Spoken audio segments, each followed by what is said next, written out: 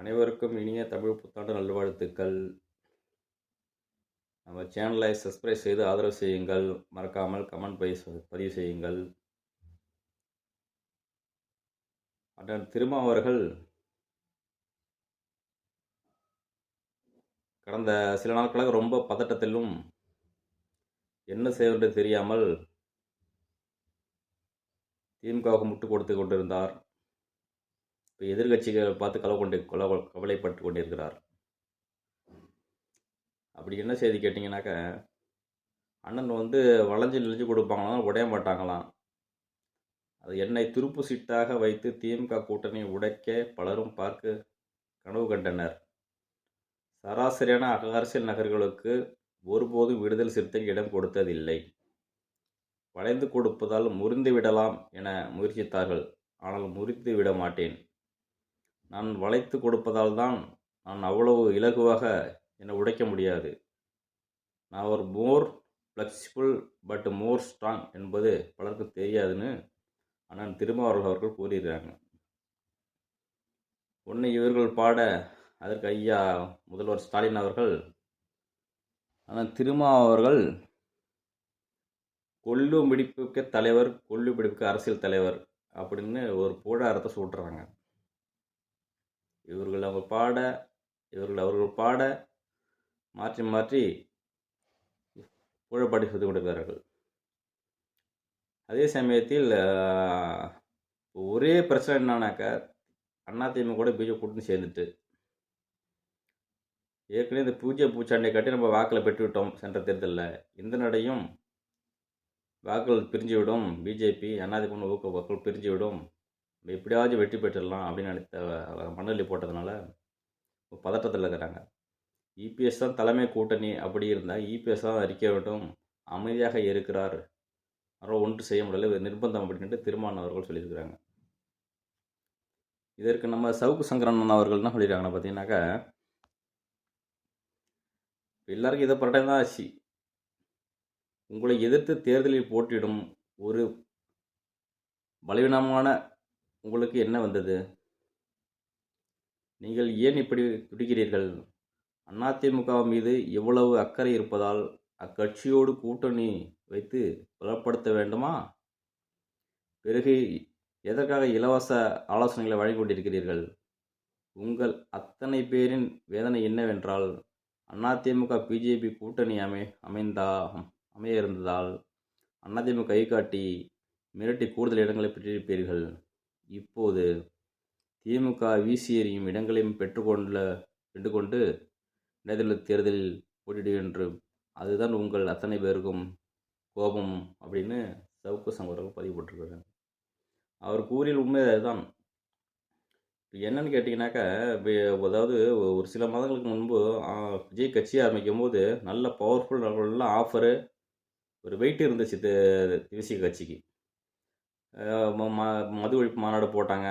அதுலேயே முதல்வர்களையும் பங்கேற்கிற வகையில் வச்சுருந்தாங்க. அப்போது ஒரு பவர் இருக்கிறப்ப நல்ல சீட்டு கொடுப்பாங்க, ஒரு நமக்கு பவரை காமிக்கலாம். அப்படி இல்லைனாக்கா இன்னொரு ஆஃபர் இருக்குது டிவிக்கு. ஏன்னா விஜய் அம்பேத்கரையும் எல்லா கொள்கையெல்லாம் ஏற்றுக்கிறாரு. அதே சமயத்தில் தன்னால் எதாலும் பேச முடியாதுங்க என்பதாக கூட்டணி இருப்பதனால ஆதவ அர்ஜுனாவை ஏதோ ஒரு வழியில் டிவிக்கு அனுப்பி அம்பேத்கர் நூல் விட்டு விழாங்க பேரில் மன்னராட்சி ஒழிக்கப்பட வேண்டும், வாரிசு வேண்டும் பேசியிருந்தார். இதன் பிறகுதான் ஒரு கண்துடைப்பாக நான் 6 மாதம் நீக்கிறேன் என்று ஆதரவு நீக்கியிருந்தார் விசி தலைவர் அவர்கள். பிறகு அவராக கட்சியிலிருந்து விலகிவிட்டார். இப்போ டிவிக்காகவும் போக முடியாது. சமீபத்தில் பார்த்தீங்கன்னா டிவிக்காகவும் விமர்சனம் செய்துவிட்டார். நேரடியாக நடிப்பு வச்சு நேரடியாக ஆட்சியாளர்கள் இலகுவாக நடிக்கிறான் என்று திருமணம் சமீபத்தோடு பேசியிருந்தாங்க, வைரலாக இருக்கு. அப்போ டிவிக்கே பக்கம் போக முடியாது. இப்போ இருக்கிறது திமுக விட்ட வேற எங்கேயும் வழி இல்லை. அங்கே அதிமுக போக முடியாது, வேறு எந்த கட்சிக்கும் போக முடியாது. கிடைக்கிற ஒத்த சீட்டு 2 சீட்டை வாங்கிட்டு தான் அங்கேயே போட்ட முடியும்.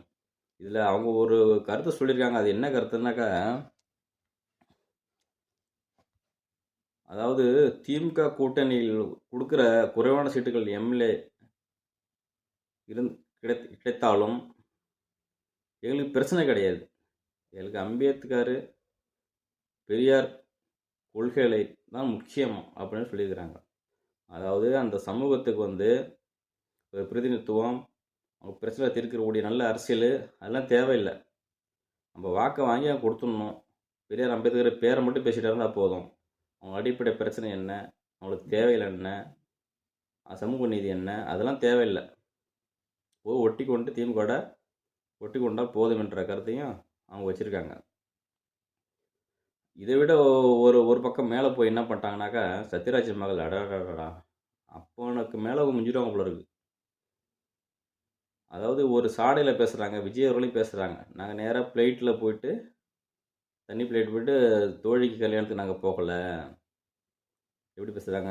அரசியல் ரீதியாக பேச வேண்டும் என்றால் அது கிடையாது. தனிப்பட்ட முறையில் எங்கே போனார்கள் என்று அதே திராவிட வாரிசு அரசியல், திராவிட புத்தியே இந்த பொன் மகளுக்கு வந்திருக்கிறது. இன்னொன்று சொல்கிறார், உதயநிதி போட்டியிடும் தொகுதியில் யாராவது எதிர்த்து டெபாசிட்டை வாங்க முடியாது என்று ஒரு கருத்தை சொல்லிடுறாங்க. முட்டு கொடுக்கறதுக்குள்ள பயங்கர அப்பாடம் மிஞ்சிட்டாங்கன்னா தெரிகிறது. அப்படிப்பட்ட சூழ்நிலையில் கார்த்திகா அப்படின்னு பார்த்தீங்களா, கோவை கார்த்திகா, நாமக்கல் கார்த்திகா வந்து இந்த பட்டியல கணக்குகளுக்கு ஏகால பிரச்சனைகள் நடக்குது. அதற்கெல்லாம் ஒருபோதும் செவி கொடுக்காமல் திமுகவையே சார்ந்து முட்டு கொடுத்துக்கிட்டு இருக்கிறாங்கன்னா செம்மையாக வெளுத்து விட்டாங்க கார்த்திகா அவர்கள். இப்படி ஒரு இனத்துரோகியை நம்ம இன்னொரு மறுபடியும் கண்டுக்க வரக்கூடாது அப்படின்னு வந்து அவங்க வந்து பதிவு செஞ்சுருக்காங்க. இப்படி இருக்கிற சூழ்நிலையில் ஒரு அரசு தலைவரும் ஒருவரை குறை சொல்லி கொண்டுட்டு,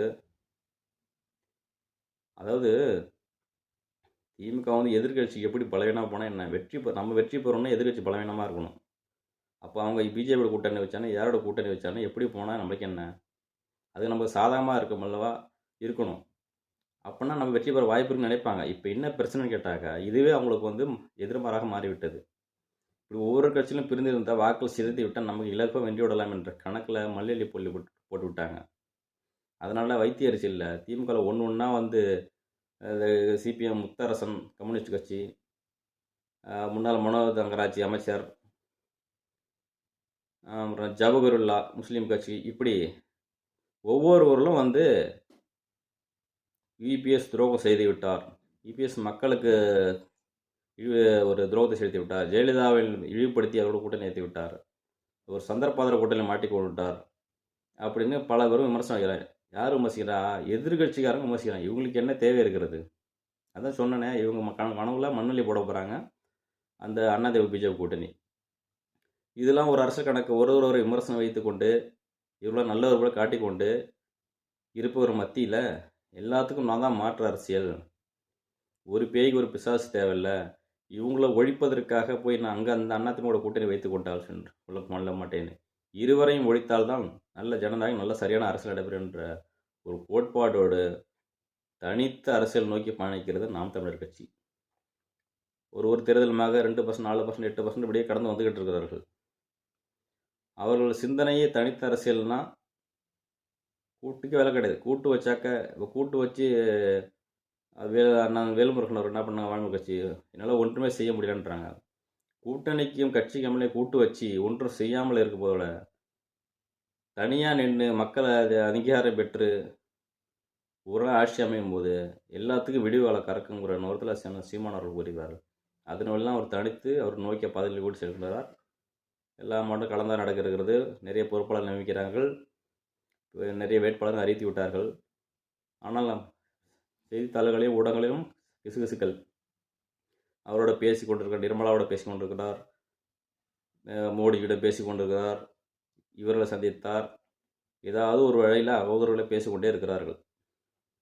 ஆனால் இந்த அவதூறுகளுக்கெல்லாம் முற்றுகளை எல்லாம் அவர் தனியாக நின்று போட்டியிடும் போது மக்களே உணர்வார்கள், யார் கூட்டணி இல்லை, யார் கூட்டணி, யார் பிஜேபியோட மறைமுக கூட்டணி, யார் கூட்டணி மக்கள் அம்பலப்படுத்துவார்கள் தேர்தலில். நன்றி.